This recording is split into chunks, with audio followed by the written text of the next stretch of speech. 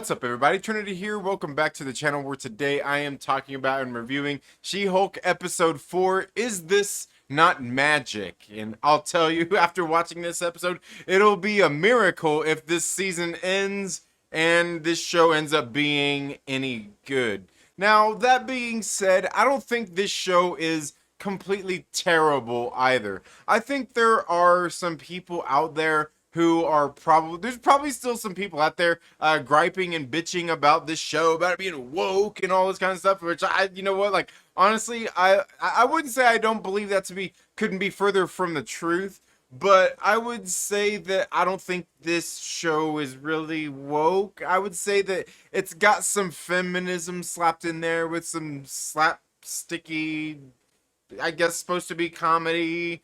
I wouldn't say that it's also anything that takes itself too seriously either in what they're doing, even with all the feminism kind of stuff that maybe beating some of the people over the head with that. I don't even really think there's that. I think for everything that they do regarding that kinds of stuff, you know, like the feminism and you know, like being objectified and stuff like that, I feel like for every step they take forward, they take two steps back. Or maybe they're just like, maybe just in the end, or maybe occasionally they take two steps forward and then one step back. Like maybe like in the end it's going to end up balancing out overall. And that's why I say it'll be a miracle if this show ends up being any good, because I don't think it's completely terrible. It's kind of teetering there in this area of 90s feeling sitcom lawyer drama with some of the female stuff interjected, but Marvel style, right? Marvel Studio style. I feel like that's all this is. Like, and like I said, if there's people still out there upset about it, hey, I get it, you know, whatever. I mean, if you're reeing too much, you're taking it a little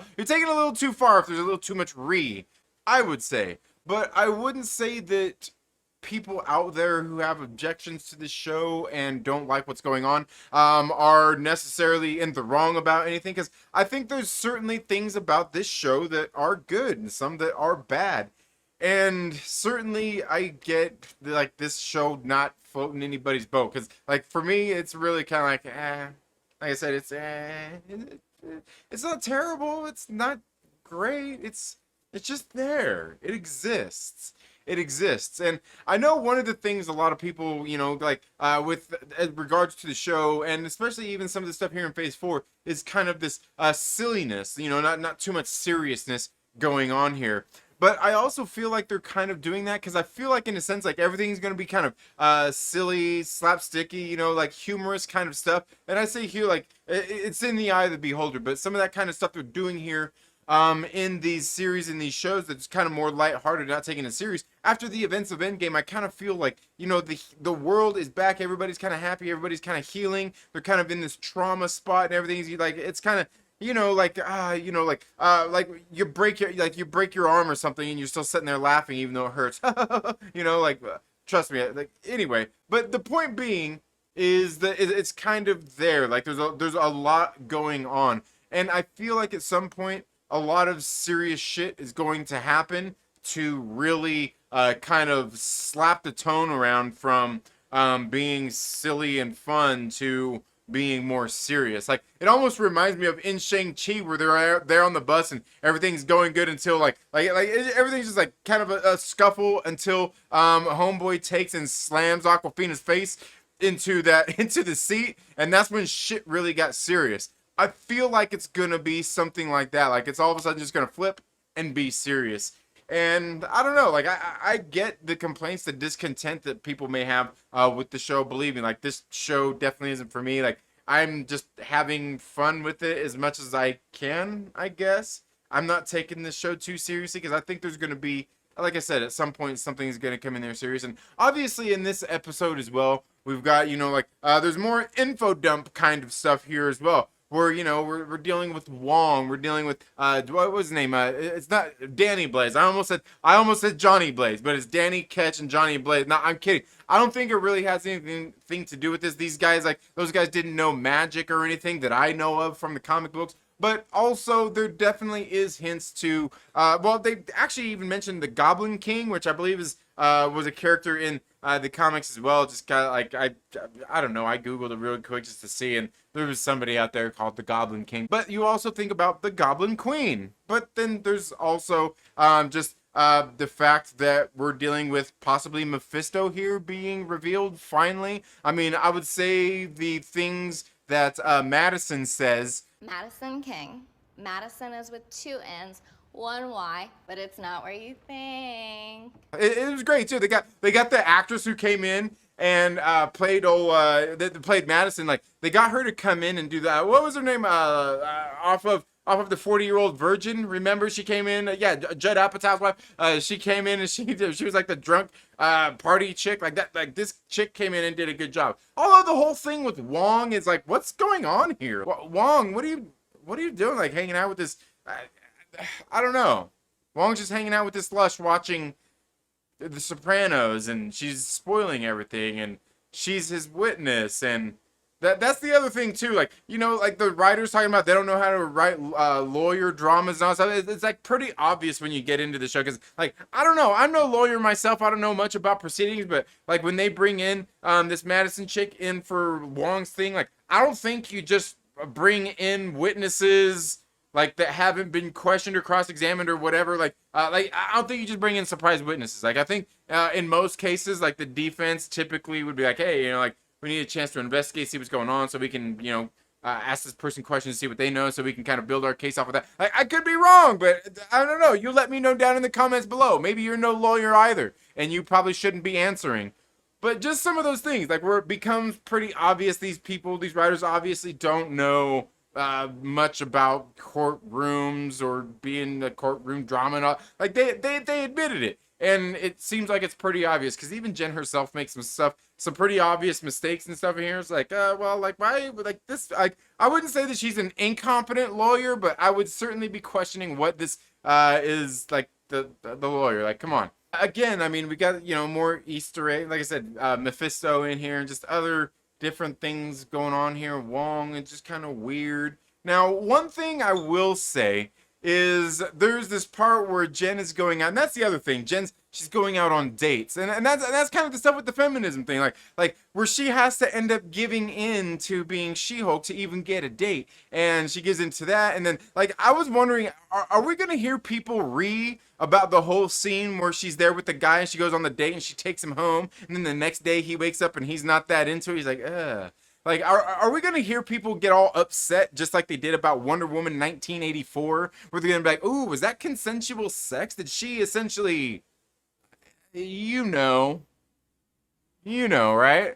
Like, I don't know. Are they going to? You know what? I think Jen Walters might be able to help build you a case there. Like, because, like, you see the guy who's like, you know, and like he wasn't that into it, so just it's kind of, but that's the thing. That's the thing about the show. Is like that for every step forward they take 2 steps back. It's like okay, like I don't know. Maybe you just didn't see how that came off, but I don't know. And I didn't even see it that way. But I know there's other people out there who are probably gonna see it that way. That's just if you ask me. I'm just saying.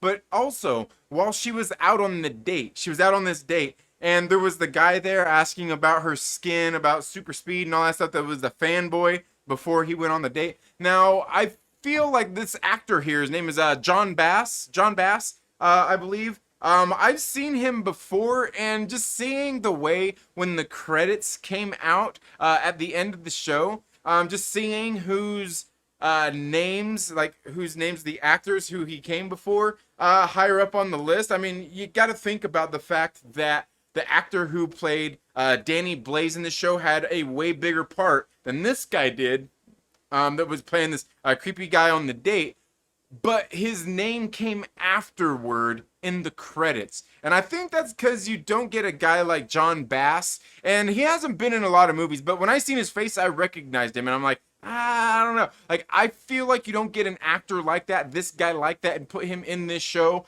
asking those sort of questions without him being somebody. I mean, he's there asking about her skin, about if it can be penetrated by vibranium, and she's like, why, do you have some on you? You want to test it out? No, I wish. God, you're just so powerful. What a specimen.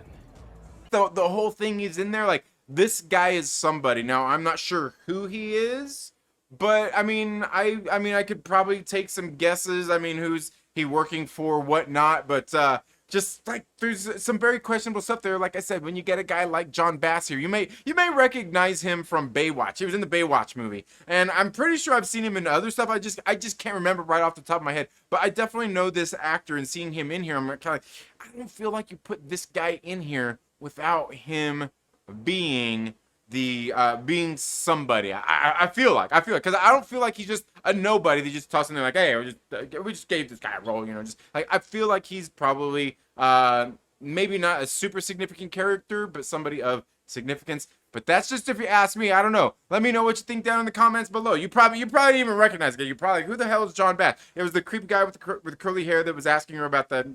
Yeah, I mean that's really about it. The show, like I said, silly, slapsticky, feminist, kind of 90s sitcom feel. This is doing exactly that. Like I said, I think Marvel has at least hit the point where they are nailing the genre of what they're trying to do in these shows. They're nailing it pretty early on now, and getting that feel and everything towards the very beginning of the show. And obviously this show seems to be like kind of a breaking point for some people too. Point of contention where some people are kind of like, I'm just not really into it. You know, I know like Josh over within a Den of Nerds is talking about, well, like Marvel needs to do some course correcting, like some of that kind of stuff. And like, look, I'm not saying I don't agree, but I also feel like there's, like I said, some of the slapsticky stuff, silly stuff, not serious stuff, getting ready to be juxtaposed by some heavy hitting drama. I think reality is going to hit home pretty quick for some of these characters and some of these situations, and very well may hear very soon for Jennifer Walters, because I feel like the nature of what she's doing, especially thinking about some of the things that have happened in past movies, considering what some of the case she has here with like Emil Blonsky and stuff like that, I think there's going to become a point where it definitely takes a turn and takes a very serious turn. If not here by the end of the show, definitely in something else that's going forward, because they're obviously building different teams. Like Jen, like obviously I don't feel like Jen is going to be part of the Thunderbolts, but she's definitely she might be part of the Avengers. I also definitely feel like they're doing a West Coast Avengers, maybe a Champions kind of thing going on in the MCU. They're building several different kind of teams out there for stuff, and that's just, if you ask me, just given from the characters that we have been introduced to and everything that's going on here. But I don't know. That's just if you ask me. Let me know what you think down in the comments below. Is there anything else I missed? I feel like there's something else I missed. Let me know if there's anything else I missed down in the comments below. Again, I think the show this one was probably about a 6-ish. Yeah, she's like a 6. I mean, it wasn't great, it wasn't terrible, it was okay, very middle of the roadish. But that's just if you ask me. Let me know your thoughts down in the comments below. Thank you all so much for being here today. Again, my name is Trinity. Thank you so much for being here on the channel. This is the Second Street Marvel. If you're not already, please make sure you subscribe, click the little bell and all that good stuff. Give this video a thumbs up if you like it. Give it a thumbs down if you don't. That's okay. But while you're at it, make sure you share with a friend and invite them to come hang out with us here on the Second Street Marvel. You all have a good day, and we'll see you in the next video. Later.